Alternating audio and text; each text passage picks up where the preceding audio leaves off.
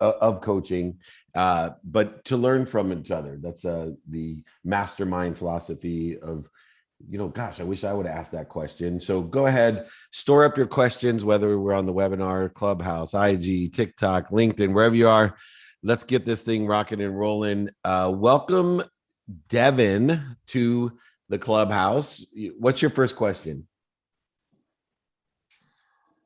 All right. So right now I am in scale and growth mode of my real estate company. And I know we spoke about this before. I'm focused on growing, recruiting. And, one great tip you gave me before was just being the bug light through your branding, and you'll attract a lot of people. The good news is that I am attracting a lot of people that want to, hop in and grow my real estate organization. But my question is for you, when you're interviewing people, right, outside of the DISC tests and all these things, what are some of your favorite questions to ask interviewers that you find help you understand who they are a lot quicker, and if they're going to be a good fit for your company, especially when they're 1099s and not salary hires?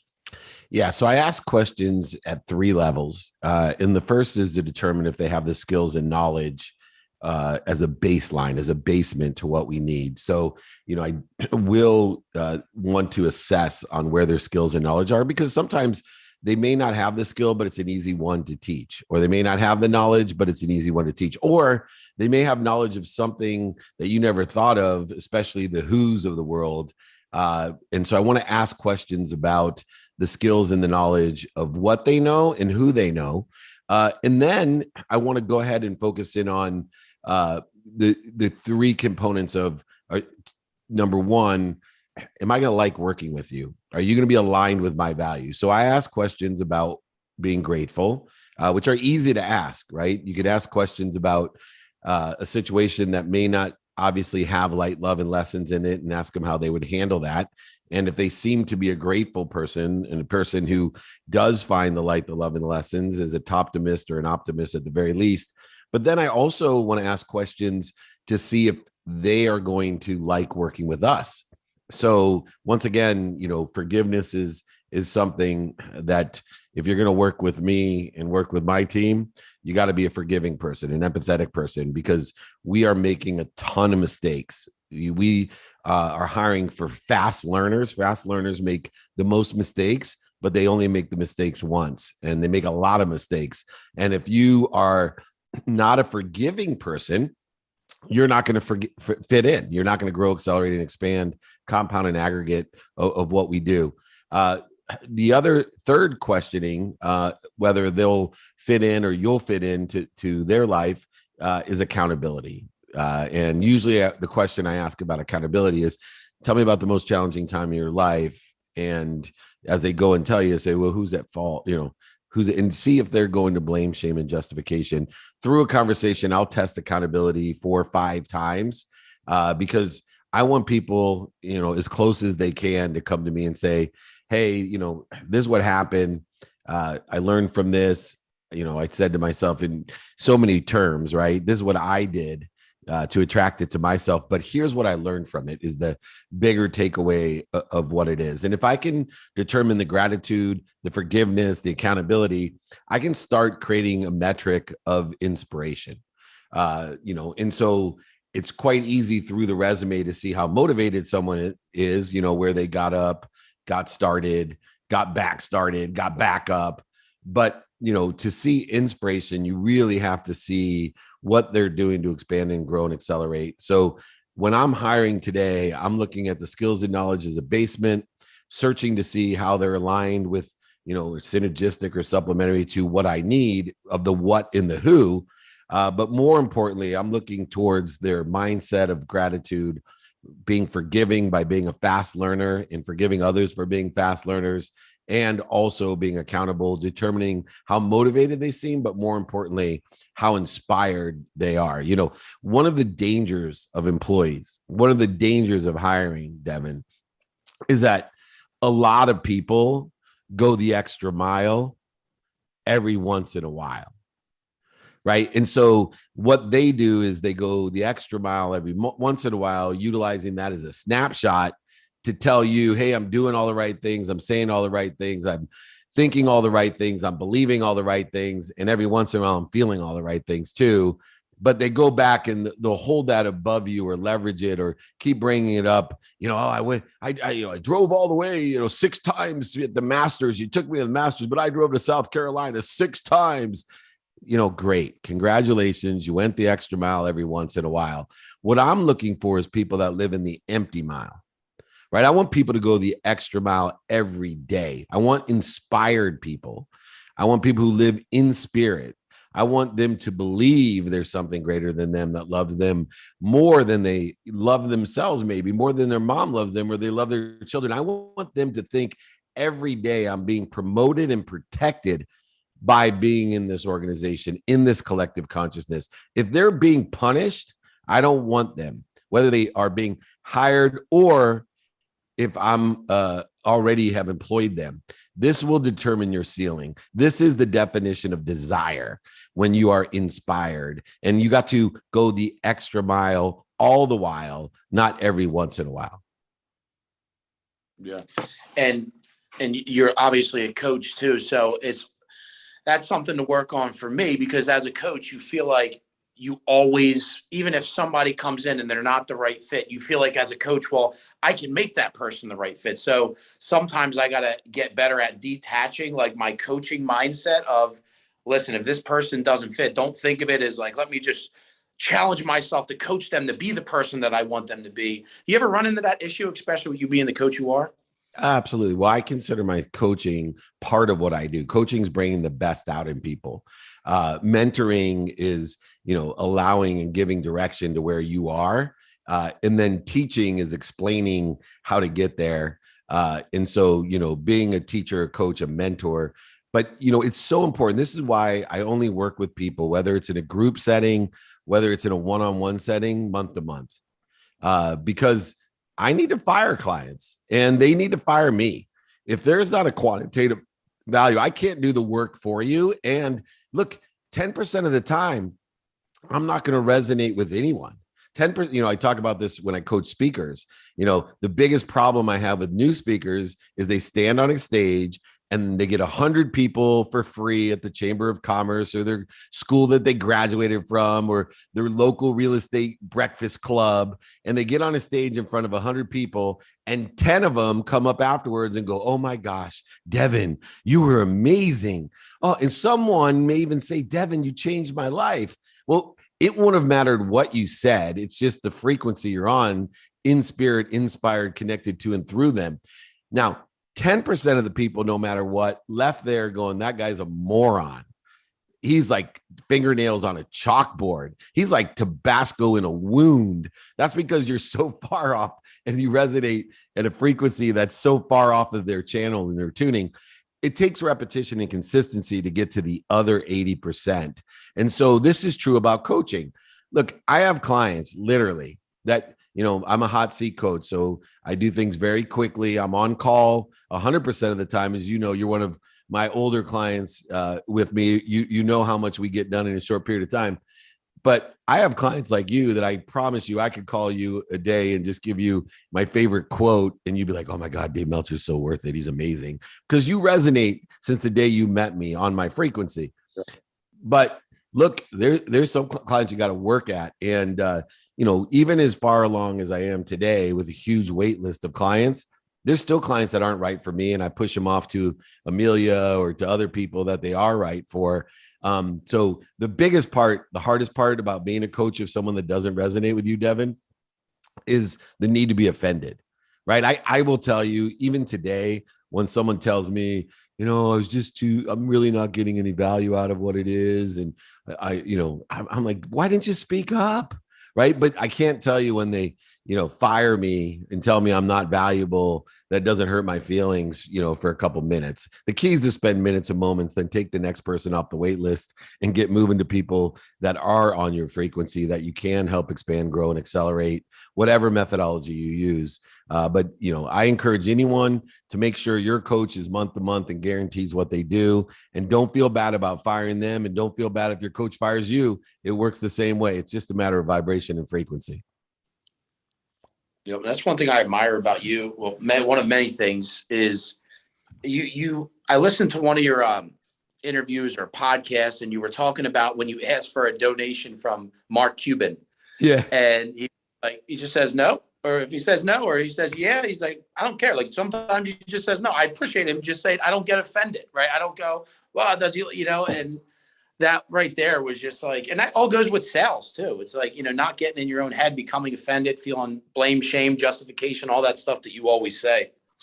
Yeah. I also respect someone that'll give me a fast no as much as I love a fast yes. Yes, I don't love a fast no, but I certainly appreciate it. And I'm always amazed how the most successful people that I know, I'm blessed to be around billionaires, millionaires, entrepreneurs, celebrities, athletes, entertainers, but it's amazing. The ones, the Super Bowl champions, the Bob Proctors of the world, the Jack Canfields of the world, the Tillman Fertittas of the world, the Mark Cubans of the world, the Jerry Joneses of the world, they get back to me faster than anyone, right? It's literally the make believers that literally will tell you how busy they are because they're high, broke, and sick on their mom's couch. They're always living below the line in blame, shame, and justification. Just to give a huge shout out to someone like Mark Cuban, and he said no to me way more than he said yes, but he always gets back to me so quickly. He's amazing. But my favorite was, I'm blessed to be on the U.S. Olympic Committee in the board. I'm working with David Hodges with the USA rugby team, and they're a little short on cash. And so, I reached out to him real quickly, email him, said, hey, Mark, we need $500,000 for the USA rugby. Can you help us out? He's a huge rugby fan. He literally, within 30 seconds, he says NP $250K. No problem. Yeah. And he wired the money literally. I've never talked to him. And, I'm just amazed how the people who are efficient, effective, and statistically successful are the quickest to get back to you with a no. And every once in a while with an amazing yes, with their generosity, like that case scenario. And you're for those of you that haven't had the experience to text back and forth with Dave, if you're on this call wondering, man, is he like this? 1,000,000%. One of the busiest guys I know. If I text you, boom, it's like, most times it doesn't take longer than a minute or 2 minutes and I get a response. And it always amazes me because then I hold myself accountable. When sometimes I'm looking at my phone, I'm like, what excuse am I going to give myself right now for not responding quick? Meanwhile, you're running 80,000 companies and you're very responsive to me. Well, there's not busy, there's only active and accessible, right? I don't, these lenses of productivity make me active and productive. The lens of accessibility makes me accessible to everyone, and creating systems to make sure I'm accessible. Now, I'm not like you said, my text messages aren't, I've never texted a paragraph unless it's cut and paste from somewhere. But I'm like Mark, NP, the worst is when I'm moving too fast and somebody says to me, like my wife, hey, Dave, do you want to go to Chinese food or Italian food? And I'm going so fast and I text back within a minute, yes. And it drives her nuts, right? She's like, yes is not the answer. You got to pick. And Colleen is also listening in. She's been a victim for over a decade. She started as my executive assistant, ended as my president, but drives her nuts when she gives me choices and I say yes. Yeah. All right. Do we got time for one more? Oh, we got 15 more minutes. I'm going to take questions about 7:30. So keep hammering me, man. The faster, the better. Awesome. So I have another thing I need help with here is outside of the real estate company I have a few other things going on, whether it's a coaching or a coaching community, coaching company, and a software company. And the software company it's still in the beginning stages of it. And I'm starting to realize, man, I can't be doing lead generation for 3 different companies right now. Right. So I'm thinking in my head, if I can bring on a salesperson, right? How would I, especially if it's just, hey, they get paid off of the commission. Like, what have you found? What model have you found for salespeople that, again, another 1099 scenario. Hey, the more you sell, the more you can make. is there a specific model or framework that you use for, to bring on somebody that wants to make the extra money and sell software or coaching or something like that? So I use in Jakey Bakey's one of the best business development people, and I use a 3-stage process for everyone. One is the learning stage. So no matter what the position is, but especially sales, I'm going to give someone 90 days to watch me. And I'm going to give them commissions on the deals that I close. They're not going to say a word. They literally are shadowing me for 90 days. They're on all the calls. They're going on the trips with me. They're learning and just watching and absorbing. And after 90 days, then we go into the execution phase or stage where I work with them. So he's speaking up on the calls. He's integrated in the calls, still, once again, getting paid for all of the production. So not only is he getting alignment, but the compensation may be better in the first 90 days than it was in the next 180 days when he's participating, because his statistical success of participating is actually going to diminish my statistical success, because no one knows my business better than me. No one can sell it better than I can and articulate the quantitative value to exceed what I'm asking for better than me. So I think it's funny. Sometimes they make more in the first 90 days shadowing and getting a percentage of everything I do than they do working with me on the deals. But after somewhere between 90 and 180 days, all I do is supervise. So now I'm on the calls completely quiet and giving assessment afterwards, subtle, maybe interrupting every once in a while if I'm going to lose a deal because the guy's not getting it or the girl's not getting it. But usually that's called the equity stage, right? And so, but what that allows me to do now is right when I'm done with that, the supervising for 90 days, after about a year, 90, 180, and 90, people can now shadow Jake, and Jake does the same thing, or the person. And so this is the exponential scalability of how I build businesses. And it may seem slow, but it's the only way that you can carry the same values, the daily practices. We live by every Monday, Wednesday, Friday, live by the values: gratitude, forgiveness, accountability, and inspiration, effective communication, right? We live by the 5 daily practices of what, who, how, now, and applying your why. We all live by that because they see me just like my kids. They don't listen to me. They watch me. And I give them an opportunity for 90 days to watch. We watch each other for 180 days or so. Then 90 days, I watch them. By that time, if I can't get someone to the equity phase where they're making 3 times as much for me than they make themselves, then I haven't utilized and I failed them. Because after 90 days, I can get a feeling, even when they're watching me, whether they're going to work out, whether they have the skills, knowledge, the gratitude, forgiveness, and accountability to make it, and are utilizing the values and the daily practices, student of their calendar, staying engaged, not lying to themselves is a big one. So many people, and I used to call it lying to me, Devin.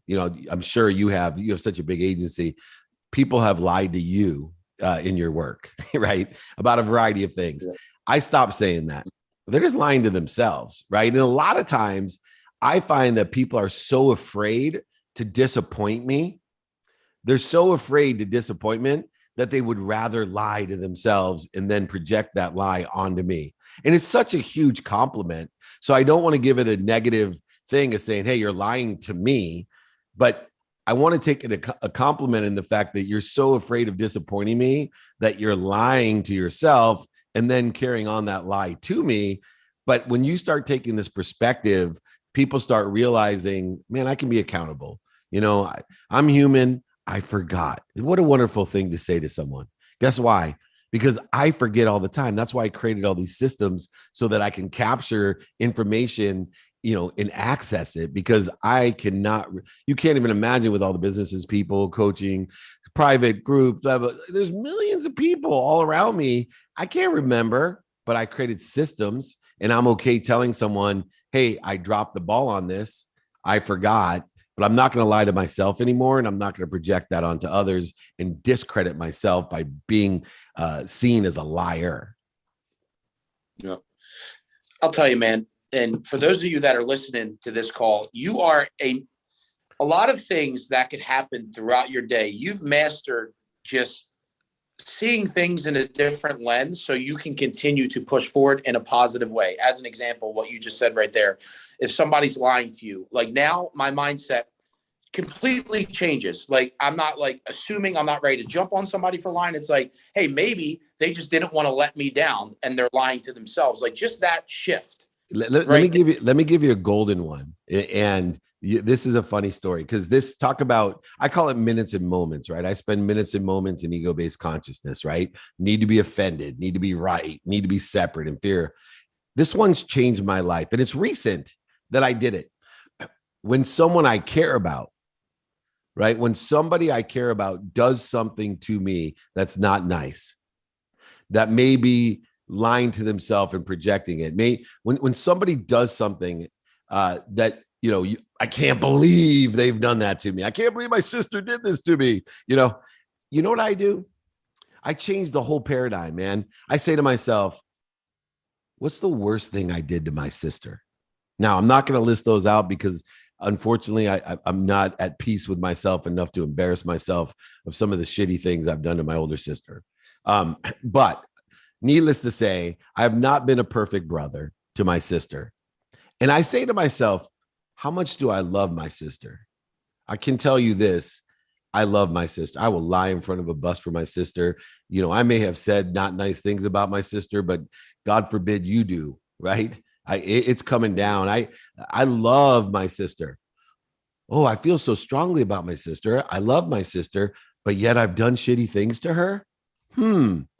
Maybe when she does shitty things to me, she actually feels the same way. And these are just human aspects and human snapshots of a circumstance that has put her into her lower self, a lower vibration freak. Maybe she's tired. Maybe she's hungry. Maybe she doesn't want to disappoint me. Maybe she's afraid that she'll hurt my feelings. Because I've lied to people and hurt people over those reasons as well that I totally love. I won't even go into how I feel about my mom and how many times I've lied to my own mom, right? Are you kidding me? So if you could shift that paradigm, a complete sense of empathy by saying to yourself, okay, this was a really shitty thing you did to me, friend, associate, employee, family member, this is a really shitty thing that I heard you said about me or you did to me. But instead of having a need to be right, offended, separate, inferior, superior, anxious, frustrated, angry, guilty, upset, take a second, stop, breathe, and say, how much do I care about this person? Right? And have I ever done something like that to that person or someone like that person? Does that make me a horrible person? Does that make me not want to have a relationship with that person? Or do I want to be forgiven? And I try to do better next time. This has changed. Now, the funny thing is I told my wife that, right? And she said, sorry. But I'm working on it. And that goes back to, you always talk about just holding yourself accountable for everything that happens to you. Yes. That's what it reminds me of. It's like, hey, I don't care what this person did. It's like, well, was I a good, what could I have been a better brother? Could I have been a better son? Could I have been a better husband? And that's kind of what this reminds me of that you always preach about too.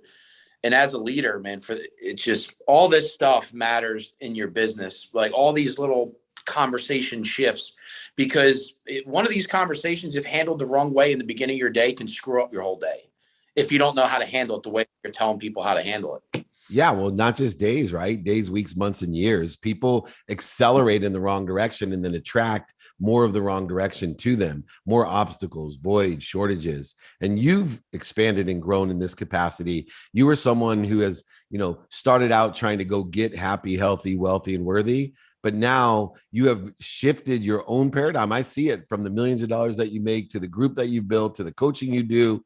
I see it. You are happy, healthy, wealthy, and worthy. And now you're on a journey trying to figure out what you're doing to interfere with it. Your mindset, your heart set, and your handset you were like a bull in a china shop when I met you, right? The fiery Philly kid, right? You'd make it happen. You'd run through a wall for your family and friends and me. And I was like, you don't got to run through the wall. You don't got to go over the wall, under the wall, through the wall. Let me teach you. Here's a little key.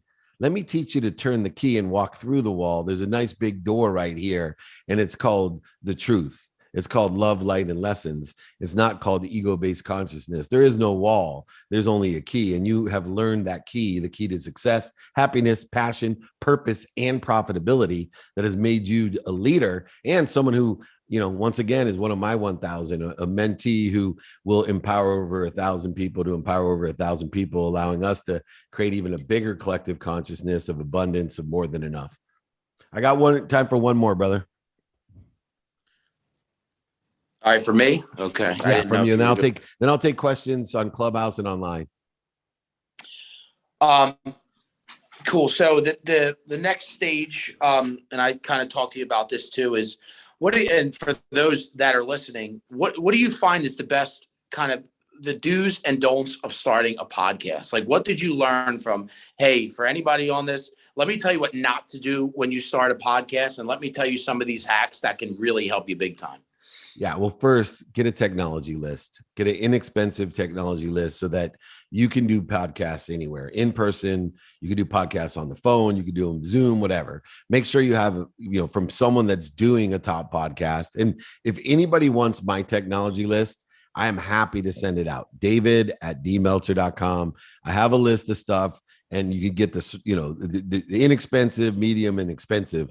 But, we have a list so you just know what equipment to have. 2, go ahead and put at least 5, if not 10 episodes in the bank. Do not publish a podcast until you have a minimum of 5, but at least 10 in the can. And trust me, you will thank me for having that there. Not only because you get so much better and you can start seeing, but it also gives you a repository. So, if you're getting a feel for the best days and times and guests or format, that it enables you to have, that, I got to miss a week. Doesn't matter. I got 10 in the can, and you'll get ahead of the game from the very start.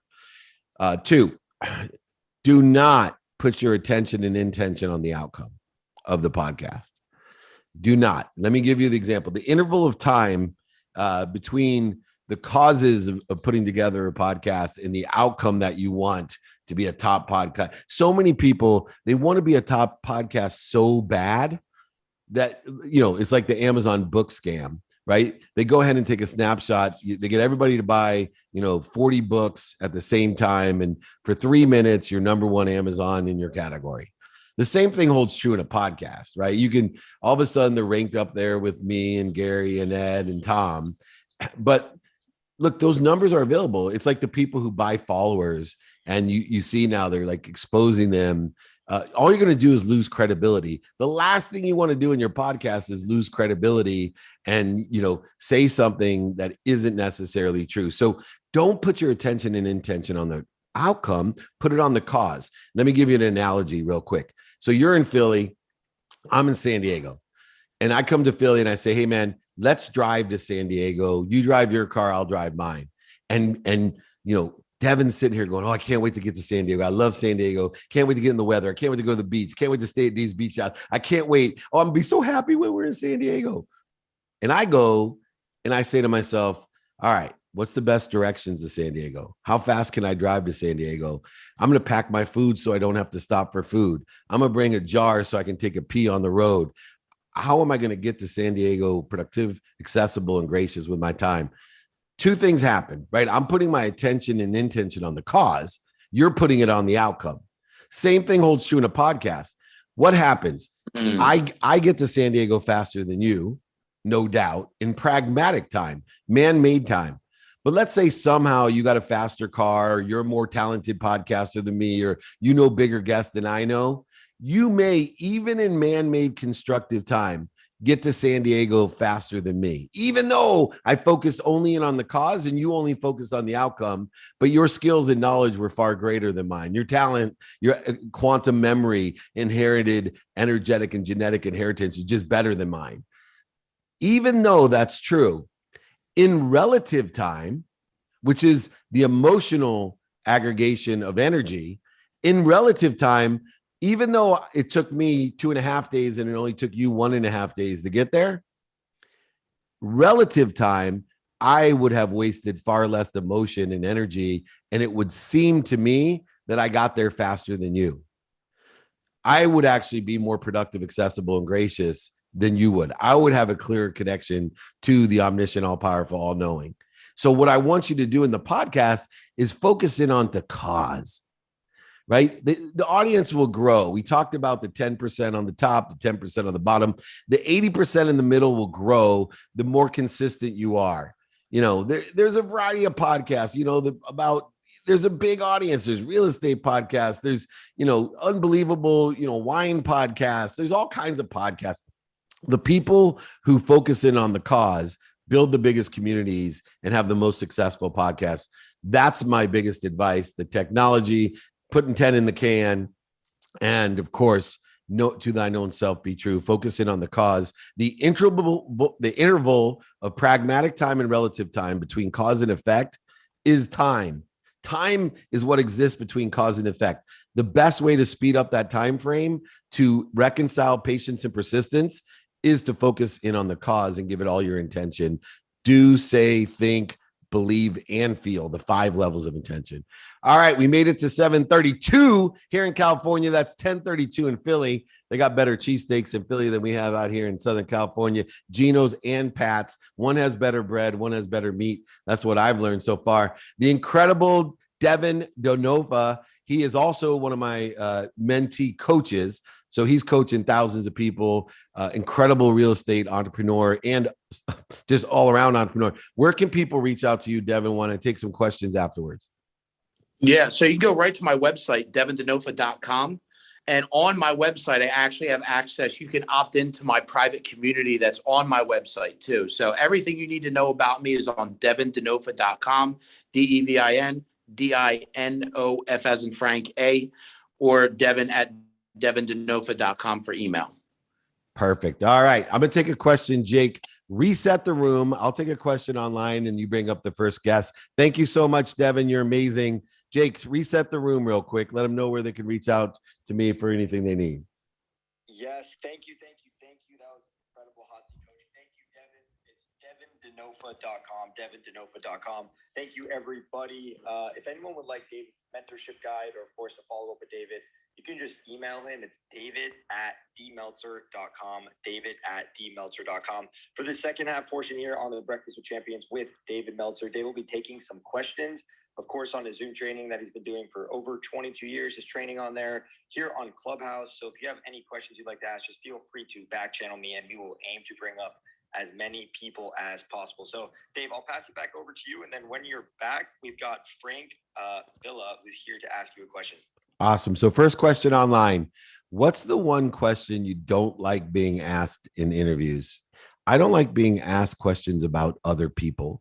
When I'm asked questions about what other people think, what it was like to be, because I don't want to portray someone by the snapshot of my experience with them, right? I ran the most notable sports agency in the world. What was it like to work with Lee Steinberg? What about this about Lee Steinberg? I don't like those questions because it's just a snapshot. He encompasses so much more than my experience of being CEO of his company, my experience of being a friend, a mentee, whatever it was. Those are difficult questions for me, and especially with people that I care about, because look, there are positive and negative snapshots about myself. There's positive and negative snapshots about everyone. I do not want to encompass any one of my experiences into who I am. It is a lesson I've learned, but it's not who I am. I am connected to and through the omniscient, all-powerful source, right? I expect miracles in my life because of who I am. I will receive miracles in my life because who God is. And I will offer miracles as I do every Friday here on Free Trainer because I am a part of God. It's that simple to me. I expect miracles because of who I am. I'll receive them because of who God is. I will offer them because I'm a part of God. I should not have judgments and conditions that are snapshots of people at their higher self or their lower self. So simply, I really dislike when people ask me about somebody else. I'll talk about me all you want. I'll illuminate all I can.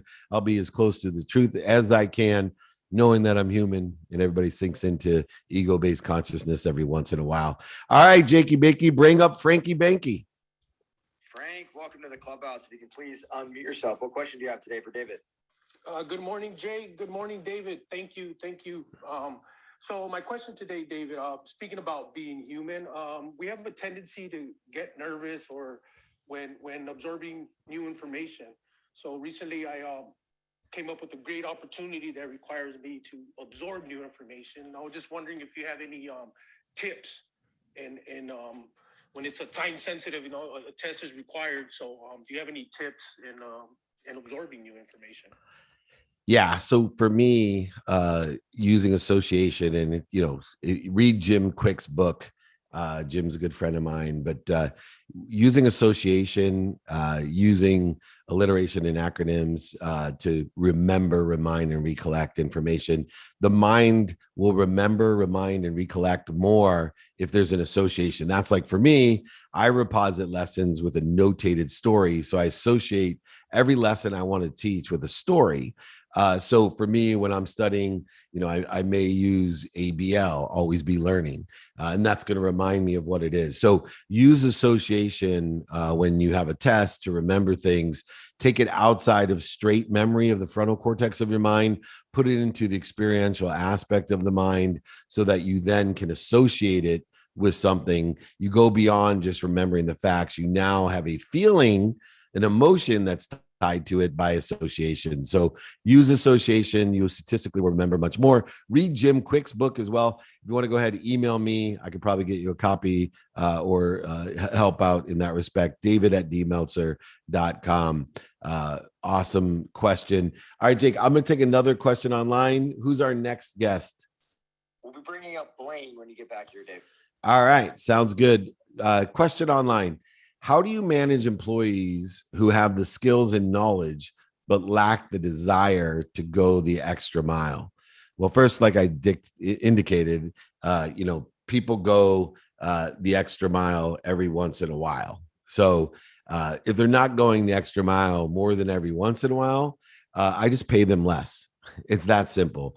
I make sure that people know that I pay more for engagement, for student of the calendar, and not lying to yourself. Somebody that's engaged is a student of the calendar and doesn't lie to themselves for the majority of the time is somebody that's going the extra mile all the while, and they're living in the empty mile, and they're going to be paid more. Those people that don't, right? I call them surface players, right? They are tubes. They come to work, food in, food out, right? Living their life like the myth of Sisyphus, pretending to themselves that they're doing their best, that they're learning lessons, that they're having fun. It happens all the time. And great people, no personal issue at all. But I'm blessed to be the boss. I'm the one who pays people. And I'm very clear Monday, Wednesday, and Fridays at our Monday meeting, non-negotiable meeting, our Wednesday meetings to check in for student of the calendar, and of course, Friday trainings and Friday meetings. Look, you're paid your salary for doing your job. You are going to make more money, bonuses and commissions for being engaged, being a student of your calendar, and stop lying to yourself. So you just get paid less. And if that's who you want to be and how you want to be, it's cool with me because I've already done an economic analysis of your performance, and I'm more than happy to have you be part of my team, even though you only go extra mile every once in a while. So excellent takeaway for those people that are having trouble inspiring people or teaching them or empowering them that are working with them. Go ahead, Jake. We got Blaine up next. Blaine, welcome to the clubhouse. What question do you have today for David? Hey there. My question is related to adaptability. I know adaptability is immensely important, but I wanted to know if you had any advice for practicing adaptability or becoming more adaptable on a day-to-day basis. Yeah. So adaptability is a mindset, right? It's a mindset that says, I'm doing my best, I'm learning lessons and having fun. That pain, mistakes, failures, and setbacks are promoting me and protecting me as long as I learn from them. That I'm not being punished. I'm prioritizing things correctly in order to adapt. I know what I want, who I can help, who can help me, and how best to get it done. Adaptability is growth. I'm a fast learner. And that mindset, heart set, and handset of understanding that I'm a fast learner and I'm going to make a ton of mistakes, but I'm going to learn from them. People who don't adapt see pain, mistakes, failures, and setbacks as punishment. So they're either too afraid to make them, or they beat themselves up so often for making them that they stop trying, they stop doing their best, they stop learning lessons, and they definitely stop having fun. So having the mindset, the heart set, the hand set to be happy exactly where you're at. Utilize the law of gravity to say I'm exactly where I'm supposed to be at the right place at the perfect time. Use the law of Goya from my friend John Asseroff. Get off your ass, do your best, and effectively communicate not only with others around you, but with the omniscient, all-powerful, all-knowing source. Know that you're connected to and through something much bigger than you that loves you more than your mommy loves you. And if you do this, I promise that you will adapt accordingly, and you'll have a greater awareness, higher vibration and frequency to make life simpler, happier, passionate, purposeful, and profitable. Great question. I appreciate you, Blaine. Jake, I'm going to take another question online, and then who's our next guest coming up? Next up, we'll bring up Kevin DeVargas when you're back here on Clubhouse. Awesome. All right. What is the metric of inspiration? How do you measure the quantitative value of metric inspiration? The only quantitative way that I can determine inspiration is time. So time is the metric of inspiration. So in an inverse or counterintuitive way, I'm looking to see how much time am I spending in the ego-based consciousness? How much time am I spending in my own way? How much time am I spending with the need to be right, the need to be offended, the need to be separate, a need to be inferior, a need to be superior? How much time am I spending in anxious behavior, frustrated, angry, guilty, resentful behavior? Time is the metric of inspiration. And if you can spend minutes and moments of time in ego-based consciousness, creating interference between you, happiness, health, wealthiness, and worthiness, if you can spend minutes and moments and try to decrease the amount of time that you get into your own way, that you create interferences, shortages, voids, and obstacles, that you waste time, value, and emotion, this is the metric to utilize. The less time that you spend in interference with void, shortages, and obstacles, the greater of productivity, accessibility, and gratitude you'll have in your life. Notate that gratitude, once again, the common denominator of happiness.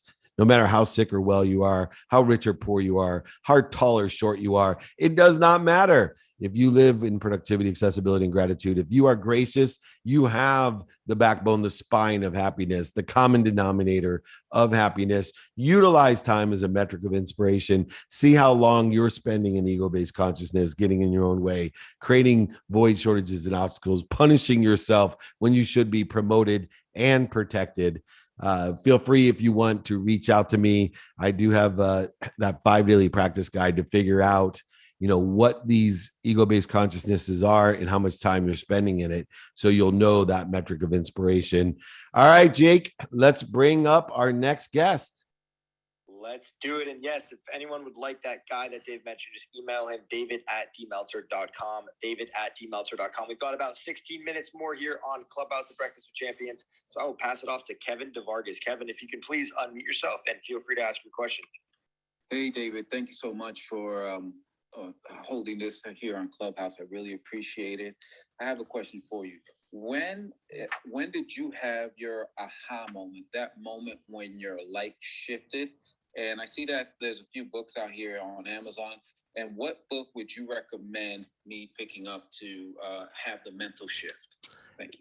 Yeah, so I wrote a book about this, Connected to Goodness, and you don't have to go buy it. I will send it to everyone. I'll sign it, send it to you, pay for shipping, because this is my mission of how I believe I can help people, empower them to be happy, to empower others to be happy, to make a lot of money, help a lot of people, have a lot of fun. The people at Napoleon Hill Foundation helped me write my first book. I wanted to write a book like Think and Grow Rich, but a more modern aspect of manifesting all you desire in life and business. And my aha moment really had 3 components. One was when I was 30 years old, I was living, I grew up in a world of not enough, right? I grew up as a victim, single mom, worked 2 jobs, packed my dinner in a paper bag, wanted all of us to go to the Ivy Leagues, gave everything she could to educate us. And I just wanted to be rich. And so I lived in this world where if I was rich, money would buy me love and happiness. And then 9 months out of law school, I was a millionaire, multimillionaire. By the time I was 30, married my dream girl. I had everything I could ever dream of,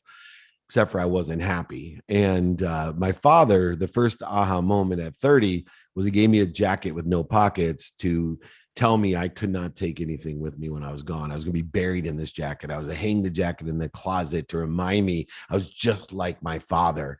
And I told my dad when I got that jacket, I hated him. I wasn't ready to hear it.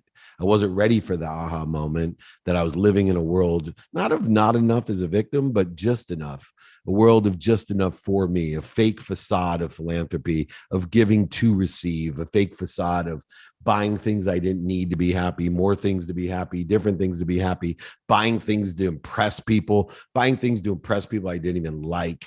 And I was extremely unhappy. 6 years later, at 36, I was running the most notable sports agency in the world. So not only was I a multimillionaire, not only did I marry my dream girl, not only did I have 3 healthy, beautiful daughters, not only did I own anything and everything I wanted or desired, but I had access to things that even billionaires didn't. The sidelines at the Super Bowl, the cabins at the Masters, anything and everything, ESPYs, Emmys, Oscars, and Grammys. And I decided that I was going to take my best friend, Rob, who I met in the 4th grade, along with my wife, by the way. In fact, Rob was the guy that I asked if he could help me at 6th grade camp and asked my wife to go steady with me. And she embarrassed me by saying no. And he yelled out, dude, she said no. She said, tell him to ask me himself. Who has his friend ask? Well, I was 12 and too afraid to ask, which is ironic because all I teach people today is don't be afraid to ask big, ask often. You can't ask big enough or often enough. And the one thing I'd tell my 18-year-old self is to ask. But at 12, I wasn't asking, and it cost me, or maybe it helped me later on to marry my dream girl. But anyway, I asked Rob here now at 36 to go to the Masters with me. We were going to fly private, go to the back cabins with Curtis Strange, go with Montana and Moon and Gretzky to the NetJet party, blah, blah, blah, blah, blah. And he looked at me and said, not a chance. I said, what? Rob, I just asked you to the Masters backstage. Baller Masters. He said, not a chance. I don't like what you become. I don't like who you hang out with. And I don't like what you're doing. And I looked at him. I said, come on, man. I'm not doing what those guys are doing. And he said to me, David, you could lie to me all you want, but don't lie to yourself. Now, that was my second aha moment, but I wasn't ready for that either. And I told Rob that I hated him. I told him, how dare you talk to me? I'm trying to be nice. I'm trying to invite you to an unbelievable once in a lifetime bucket list experience. And you shit on me? Are you kidding me? And then 2 weeks later, my life would change forever because I came home after lying to my wife. I'd asked her to go to the Grammy Awards with Little John the Rapper and told me, no, I wasn't paying attention to the family, to my business. And I was drinking and partying way too much. And so I lied to her, told her I had a business meeting. I came home wasted at 5:30 in the morning. And my wife told me, this was the aha. She said, aha, I'm not happy. Happy. I'm not happy. You better take stock in who you were and what you want to become, or you're going to be dead. I told her once again, I hated her. How dare you talk to me that way? The same thing I told my father, the same thing I told my best friend, Rob. And I went to sleep, woke up the next day thinking I'd take my wife's happiness because money bought love and happiness. That's what I'd take. And I was thinking about calling a divorce lawyer. How dare she talk to me? Once again, the need to be offended, rising so high to get into my own way. And then my life would change because I saw that jacket and it hit me like a ton of bricks. I looked at that jacket and I said to myself, I do not hate my father. I don't hate my best friend. And I certainly don't hate my wife. I hated myself. I hated myself. I was the liar, the cheater, the manipulator, the overseller, back end seller. I hated myself. And I sat there and took stock in who I was and what I wanted to become. I wrote down 4 values that day: gratitude, forgiveness, accountability, and effective communication. And I wrote a book, Connected to Goodness, which I'll give to everyone, about those 4 values of how you can dream about what you want. It becomes a possibility. I teach you how to be inspired to make it a probability and then get pragmatic, just like Napoleon Hill, with discipline, strategy, and awareness. to make it your reality or your perspective. Possibilities to probabilities to perspective. You can manifest anything you desire with the law of gravity, the law of Goya, and the law of attraction. Live your life in the context of who you are and what you want to be. It's done. It's done. It's done. What a great question. Email me, everyone. I'll send you my book. I'll sign it. I'll pay for shipping in the book. Not a problem. David@dmeltzer.com. What a blessing. Thank you so much. Thank you. Hopefully that helped. All right, Jake, I'll take another question online. I think we'll have time for one more person after that. Does that sound fair? That sounds great. And then we've got a question also on TikTok when you're ready. So I can ask that when you get back. Oh, okay. All right. What's the most valuable lesson you've learned from playing sports? The valuable lesson I've learned from playing sports is to keep playing. It's the same lesson I give entrepreneurs about being in business. Stay in business. You know, you got to make sure the number one thing is you're in business tomorrow is the first criteria of all my businesses today, because as long as I'm in business, I'll figure it out. It may some take longer than others. Some may be more profitable than others, but you got to stay in business and you got to keep playing. And being and doing and playing are the same things. The way that we do say, think, feel, and believe is at neutral. And so my biggest lesson was that I had super lows and super highs, right? If I lost, it was earth shattering. I was crying. I was miserable. And when I won, I over celebrated instead of living at neutral in a majesty of calmness. There's a book, Majesty of Calmness, that talks about the ability to just keep playing, that this too shall pass. What did I do to attract it to myself? What am I supposed to learn from it? Stay active, productive, accessible, gracious. You'll become more efficient, effective, and statistically successful with the man-made construct of time and the relativity of time, that interval that exists between cause and outcome, cause and effect. The greatest and most valuable lesson I've learned from playing sports is to keep on playing. So keep on playing, everyone. Do your best, learn lessons, and have fun. That will enable you to keep on playing. All right, let's take another guest, and then we'll finish up if we have time with the TikTok question, okay? That sounds amazing. And as David said, keep on playing. Let's bring up Joseph Storzinger. Joseph, you can please unmute yourself. Welcome to the clubhouse. And what question do you have today for David? Oh, he's there not. He is. Welcome, Joseph. Looks like you're on mute. Let's bring up, can't hear Joseph. Let's bring up Mike. Greatest lesson to interviews, take yourself off mute. I still screw it up. I can't believe it. There you go. Yeah, let's bring up Mike. Mike, what question do you have today for David? Hey guys, good morning. Dave, my question for you is, of all different coaching clients that you have, what's the most recurring lesson that you get from them, and why do you think that is? Oh, that's easy. The most recurring lesson that I get is about coherence and the importance of coherence. Coherence is the precursor to all the other lessons that I've learned and stories that I tell. Coherence is the ability, one, to remember, and two, to do. The biggest thing that gets in our own way, and I use gratitude all the time, which is why I created the 14-day gratitude challenge that I have, is not just because gratitude will change your life, not just that it takes 0.1 seconds and is free, but that most people, even though they would agree with that statement that gratitude will change your life, it takes 0.1 seconds to say and it's absolutely free. Most of us will forget to say thank you. I've written books about gratitude. I'm known as a gratitude guy. I teach gratitude every day in a variety of different places, platforms, etc. I still forget to say thank you. I still forget. So to remember and to do is a skill set that becomes the habit machine.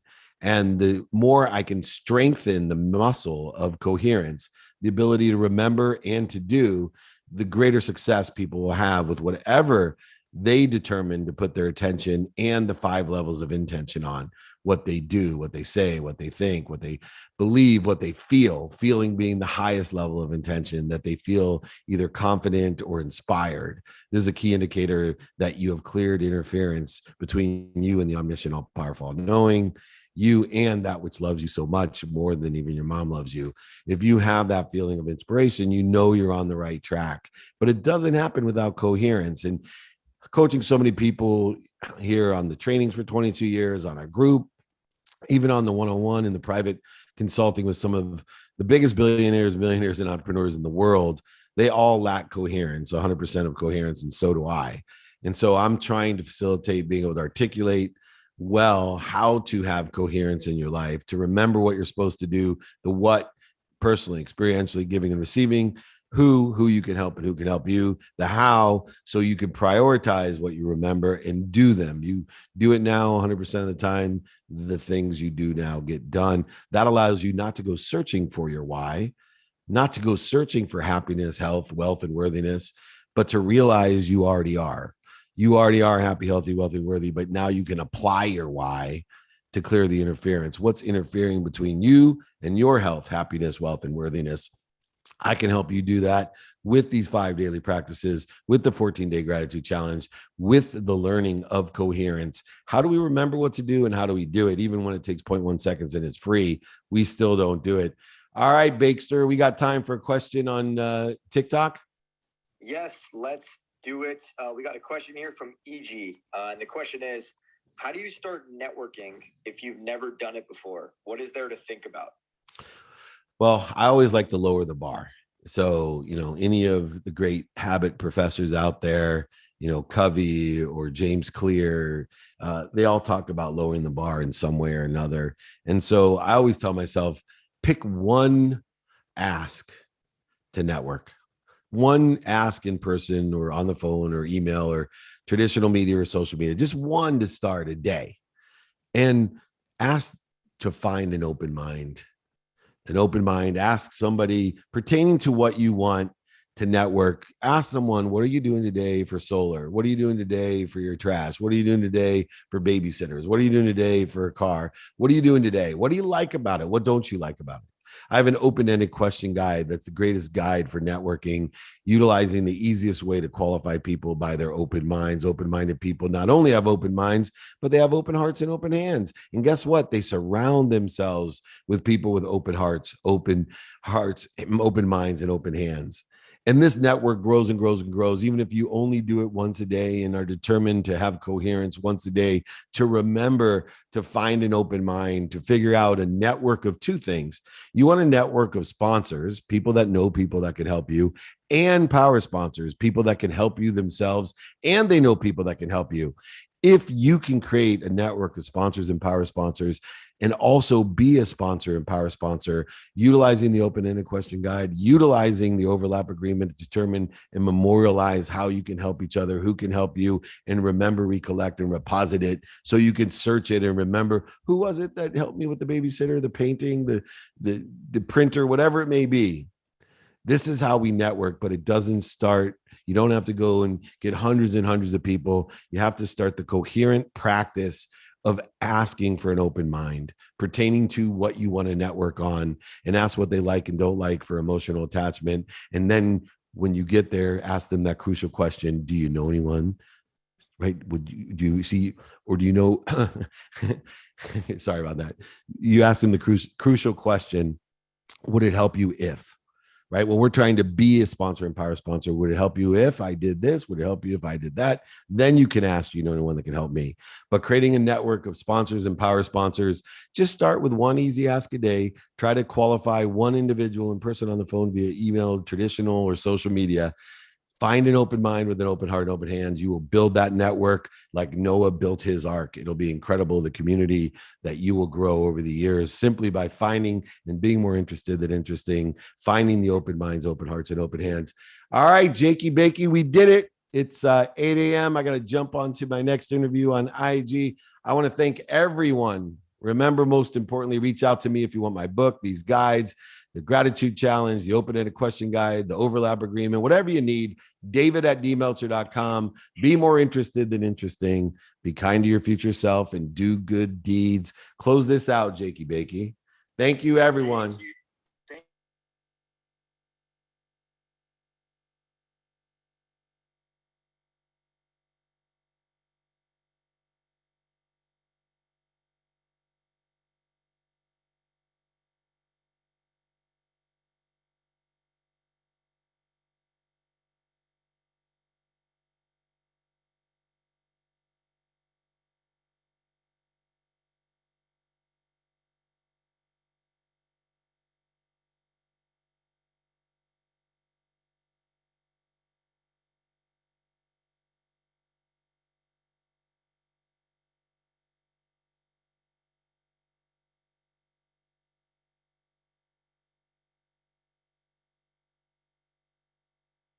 every single day.